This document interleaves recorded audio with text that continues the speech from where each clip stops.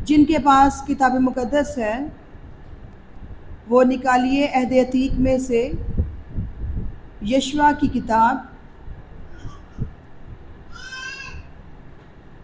यशवा की किताब उसका 14वां बाब, यशवा की किताब उसका 14वां बाब, उसकी 6ठी आयत से लेकर बाब के आखिर तक।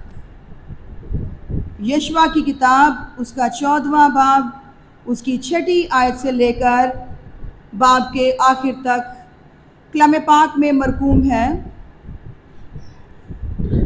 तब बनी यहूदा जिलजाल में यशवा के पास आए और फिंजी युफना के बेटे कालिब ने उसे कहा, तुझे मालूम है कि खुदावन ने मर्द खुदा मूसा से मेरी और तेरी बाबत कादिस बरनी में क्या कहा था। जब खुदावन के बंदा मूसा ने कादिस बरनी से मुझको इस मुल्क का हाल दरियाफ्त करने को भेजा, उस वक्त मैं 40 बरस का था और मैंने उसको वही खबर ला कर दी जो मेरे दिल में थी। तो भी मेरे भाइयों ने जो मेरे साथ गए थे लोगों के दिलों को पिघला दिया, लेकिन मैंने खुदावंद अपने खुदा की पूरी पैरवी की।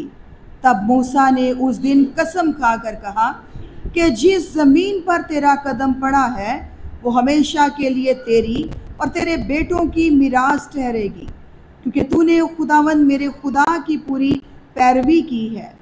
और अब देख, जब से खुदावंद ये बात सुनी, जब से ये बात मूसा से कही, तब से इन 45 बरसों तक जिनमें बनी इस्राएल बियाबान में आवारा फिरते रहे, खुदावंद ने मुझे अपने कौल के मुताबिक जीता रखा।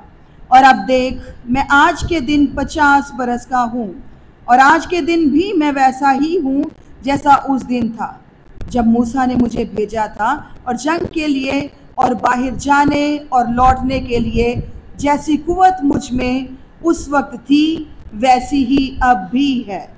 सो ये पहाड़ी जिसका जिक्र खुदावन ने उस रोज़ किया था मुझको दे दे, क्योंकि तूने उस दिन सुन लिया था कि अनाकीम वहाँ बसते हैं और वहाँ के शहर बड़े और फसीलदार हैं।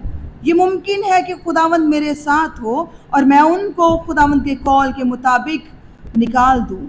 तब यशवा ने युफना के बेटे कालिब को दुआ दी और उसको हबरून मिरास के तौर पर दे दिया। सो हबरून उस वक्त से आज तक फिंजी युफना के बेटे कालिब की मिरास है, इसलिए कि उसने खुदावंद इस्राएल के खुदा की पूरी पैरवी की। और अगले वक्त में हबरून का नाम क्रीत अरबा था और वो अरबा अनाकीम में सबसे बड़ा आदमी था और उस मुल्क को जंग से फरागत मिली। पाकलाम का पढ़ा और सुना जाना हम सब के लिए बाइसे बरकत हो।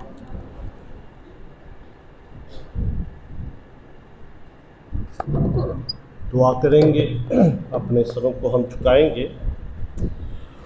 खुदावंद आसमानी बाप, हम नहायत ही दिल की गहराइयों से तेरा शुक्र अदा करते हैं, तेरे जिंदा मुकद्दस पाक कलाम के लिए कि खुदावंद आज गुड फ्राइडे के मौका पर तूने ये फज़्ल अपने लोगों को दिया कि तेरी हजूरी में आए, तेरे जिंदा मुकद्दस पाक कलाम की बातों को सीखें। तब तेरा खादिम भी तेरी हजूरी में है, तू मेरी तमाम तर कमज़ोरियों का चारा कर और अपने पाक रूह के वसीला से पाक कलाम के हिस्से को जो पढ़ा गया बयान करने में बड़ी रहनुमाई कर। खुदावंद तेरे लोग तेरे कलाम की बातों को सीखें, इस पर अमल भी करें। खुदावंद सारे सीखने और सिखाने के अमल में तू हमारे साथ हो। तेरे ही बेटे अपने खुदावंद यीशु मसीह के नाम से ये सब कुछ मांग लेते हैं, आमीन। यशुआ की किताब तो जब हम पढ़ते हैं तो बनी इस्राइल के लिए खुदा ने एक नए लीडर का चुनाव किया और वो लीडर यशुआ था। जब बनी इस्राइल मुल्क मिस्र की गुलामी से निकले तो 3 लीडर थे जो उनको मिस्र से निकाल के लाए, और वो तीनों लीडर जो थे वो उस मुल्क में ना पहुंच सके जिसका वादा खुदा ने इब्राहिम, इसहाक और यकूब के साथ किया था। और ये तीनों लीडर जो थे, मूसा, हारून और मरियम, उन्होंने ऐसा गुनाह किया कि जिस बिना पर खुदा ने कहा कि वो उस मुल्क में दाखिल नहीं हो सकते। और फिर मूसा की और हारून की वफात के बाद यशुआ की किताब बयान करती है कि खुदा ने जब यशुआ का चुनाव किया तो यशुआ से कहा गया कि तू मजबूत हो जा, हौसला रख, खुदावंद तेरे साथ है, जैसे मूसा के साथ था वैसे ही मैं तेरे साथ रहूंगा। और मूसा की क़यादत में बनी इस्राइल के 12 कबीले उस मिरास में दाखिल हुए और उस मिरास को हासिल करने के लिए कुरा डाला गया। ये 12 कबीले कौन कौन सी जगह पर आबाद होंगे। आपकी खिदमत में यशुआ की किताब के 14वें बाब की तिलावत की गई, और ये मिरास जो यहूदा के कबीले के लिए चुनी गई, ये मिरास उनको दी गई। लेकिन इस मिरास के अंदर, इस इलाके के अंदर एक ऐसा इलाका था जिसे हब्रून का इलाका कहा जाता है। और ये हब्रून का जो इलाका है, यहां से गड़बड़ पैदा हुई जब बनी इस्राइल के लोग मुल्क मिस्र की गुलामी से निकले। जब हम गिनती की किताब के 13वें बाब को पढ़ते हैं तो जब वो कादिस के बियाबान में पहुंचे,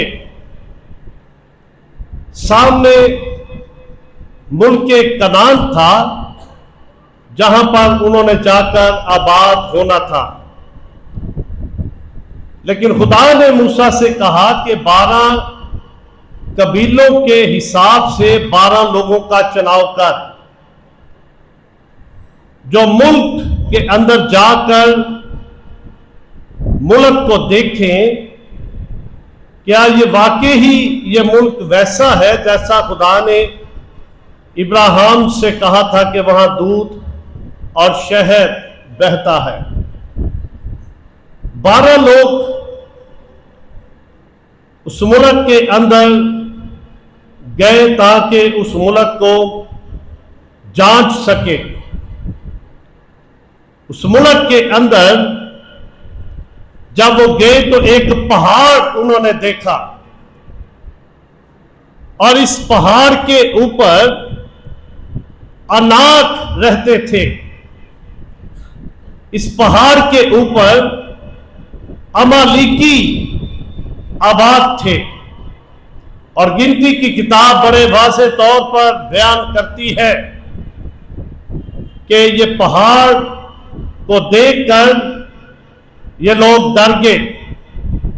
जब ये वापस आए तो इन्होंने आकर रिपोर्ट दी, मुल्क अच्छा है, मुल्क के अंदर फरावानी है, मुल्क रहने के लिए भी बड़ा जबरदस्त है, लेकिन हम उस मुल्क पर कब्जा नहीं कर सकते क्योंकि वहां पे अनाथ बसते हैं।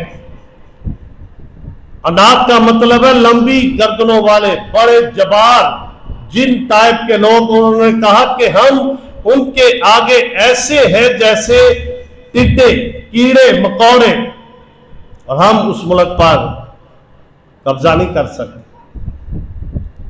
10 लोगों ने यह रिपोर्ट दी जो बड़ी बुरी रिपोर्ट थी, लेकिन 2 लोगों ने एक अच्छी रिपोर्ट दी और उन्होंने कहा कि हम इस पर कब्जा कर सकते हैं क्योंकि खुदा हमारे साथ है, खुदा हमारी मदद करने वाला है, इसलिए हमें हौसला रखने की जरूरत है।